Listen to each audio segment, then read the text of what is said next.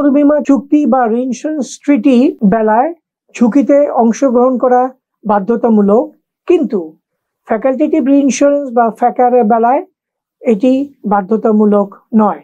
পুনর্বীমা চুক্তি বা রিইন্স্যুরেন্স ট্রিটিতে প্রাথমিক বীমা কোম্পানি ঝুঁকি অংশগ্রহণের সাথে সাথে সমান্তরালভাবে পুনর্বীমা কোম্পানি সেই ঝুঁকিতে অংশগ্রহণ করে থাকে, কিন্তু ফ্যাকাল্টেটিভ রিইন্স্যুরেন্সের বেলায় সেটি প্রযোজ্য নয়। পুনর্বীমা চুক্তি বা রিইন্স্যুরেন্স ট্রিটি অপেক্ষাকৃতভাবে সহজসাধ্য এবং লেস টাইম কনজিউমিং এবং লেস কাম্বারসাম প্রসেস।